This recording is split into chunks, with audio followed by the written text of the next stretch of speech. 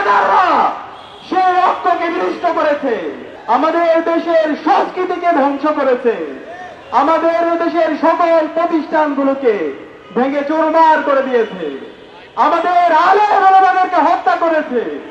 আল্লামা দেলোয়ার হোসেন সাঈদী থেকে শুরু করে তাজুল শাপলায় আমাদের হাজার হাজার আলেম ওলামাদেরকে হত্যা করেছে।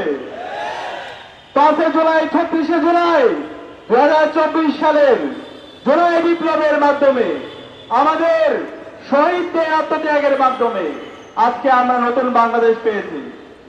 জুলাইয়ের পরে আমাদের স্বপ্ন ছিল একটি ইনসাফ ভিত্তিক বাংলাদেশ বিনির্মাণ করা, এবং এই জুলাইয়ে ফ্যাসিবাদের বিরুদ্ধে দীর্ঘদিন ধরে যারা লড়াই করেছে সেই সকল স্টেক হোল্ডারদেরকে সাথে নিয়ে একটি ঐক্যবদ্ধ বাংলাদেশ বিনির্মাণ করা।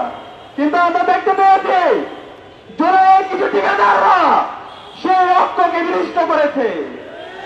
জুলাই যখন কারফিউ জারি করা হয়েছিল, ইন্টারনেট ব্ল্যাক আউট করা হয়েছিল, সেই সময়ে ঢাকার যাত্রাবাড়ি, মিরপুর, রামপুরা, বাড্ডা সহ সারা দেশে বিপ্লবী জনতা তার রাস্তায় নেমেছিল, তারা স্লোগান দিয়েছিল নারে তাকবীর, নারে তাকবীর, দিল্লি না ঢাকা, ঢাকা ঢাকা।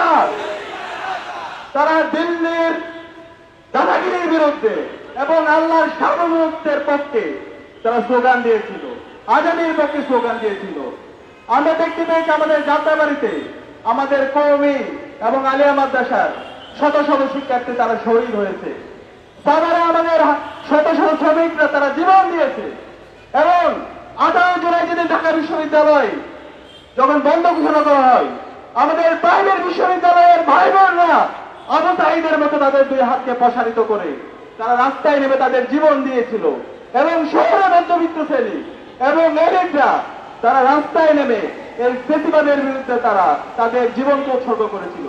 কিন্তু এই 5 আগস্ট পরবর্তী আমরা দেখতে পেয়েছি এই জুলাইয়ের ঠিকাদাররা আমাদের আলেম ওলামাদেরকে তারা বঞ্চিত করেছে। আমাদের যারা প্রাইভেট বিশ্ববিদ্যালয়ের ভাই বোনরা ছিল তাদেরকে বিভিন্নভাবে বঞ্চিত করেছে, এবং শহরের মধ্যবিত্ত শ্রেণী এবং তাদের যে মতামত নেওয়া দরকার ছিল তাদেরকে বঞ্চিত করেছে।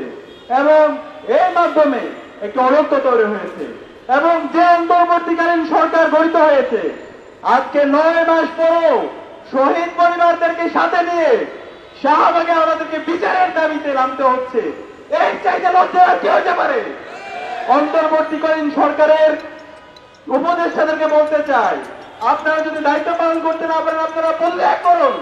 ছাত্র জনতা দায়িত্ব নিতে রাজি আছে, এবং এই বিপ্লব যাদের মাধ্যমে হয়েছে আমাদের শহীদ এবং আমাদের গাজী, তারা এই জাতির শ্রেষ্ঠ সন্তান, তাদেরকে রাষ্ট্র থেকে স্বীকৃতি দেওয়ার দরকার ছিল এবং তাদের দায়িত্ব নেওয়ার দরকার ছিল।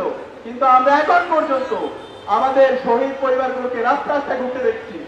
আমাদের যারা আহত আছে, আমাদের যারা পঙ্গুত্ব বরণ করে যারা হাসপাতালের বেডে কাটাচ্ছে, তারা এখন পর্যন্ত তারা সঠিক চিকিৎসা পাচ্ছে না, আর্থিক সংকটে তাদের কাটাতে হচ্ছে। এর চাইতে লজ্জার আর কিছু হতে পারে না। জুলাই ফাউন্ডেশন থেকে শুরু করে যারা আমাদের শহীদ এবং আহত পরিবারদেরকে নিয়ে কাজ করছেন, তারা বারবার বিভিন্ন ধরনের আমলাতান্ত্রিক জটিলতা দেখান। আরে ভাই, কিসের আমলাতান্ত্রিক জটিলতা? রাস্তার কি তাকে অভাব হইতে? আমরা প্রয়োজনে না খেয়ে থাকবো। আমাদের শহীদ পরিবার, আমাদের যারা গাজীরা আছে তারা করতে থাকবে, সেটা আমরা মেনে নিব না। আমরা অন্তর্বর্তীকালীন সরকারকে অনুরোধ করব, অনেক হয়েছে।